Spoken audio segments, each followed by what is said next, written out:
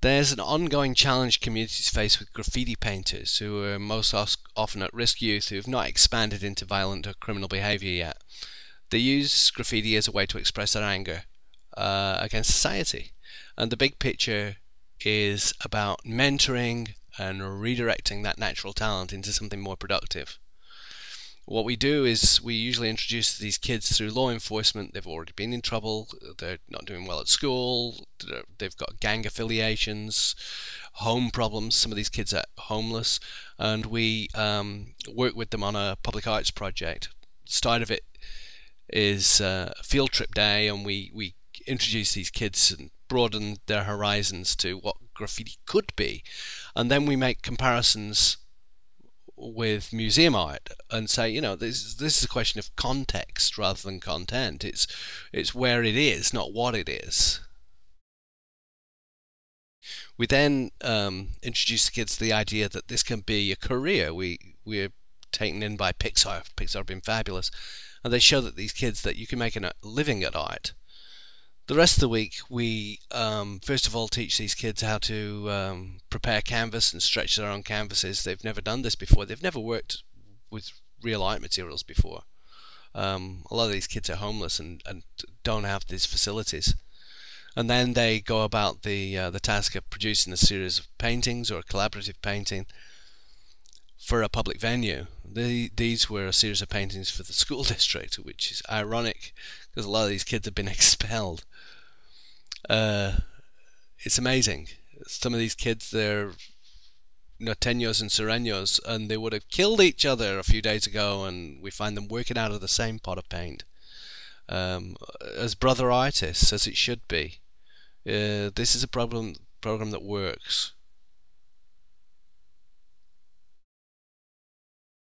Now, this is like the last place in the world you'd expect to find a large work of art, but this is Tri Ced Community Recycling down in Union City, and they also take kids who are at risk, have got gang issues, or drug-related, homeless, and they put them to work in the recycling plant.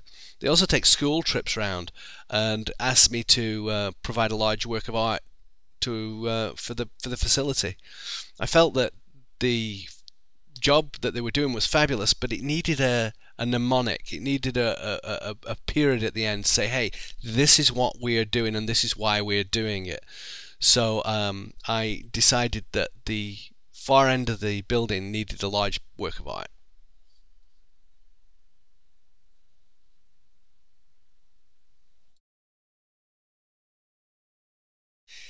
This is the wall at the far end of the facility. It's a huge wall. It's 50 by 50. This is an aircraft hangar-sized building, and it's here where we want to put the work of art. It's the end of the line for garbage, and we want to remind people why this is taking place.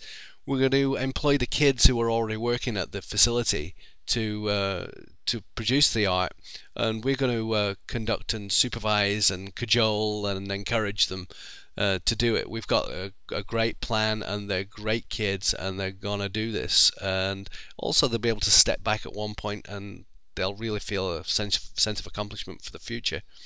We're going to put a wooden set of battens across the back wall to work as a support, and then use exterior CDX plywood to provide a painting service. We'll prime this and get it ready for paint, and then the message that we're trying to get over is that we are respecting the earth, and we've got this 3D recycling symbol enveloping the earth. It's the last thing that people see when they're in the building, and it's the one image we want them to take away when they leave. This is going to take a long time. It's going to take about 4 weeks to do, and you can see that it's really going to transform this fairly industrial place and bring a little life into it. I hope that BRAF will help us achieve this goal, and I really appreciate all the help you're doing and any help you can give us. Thank you very much.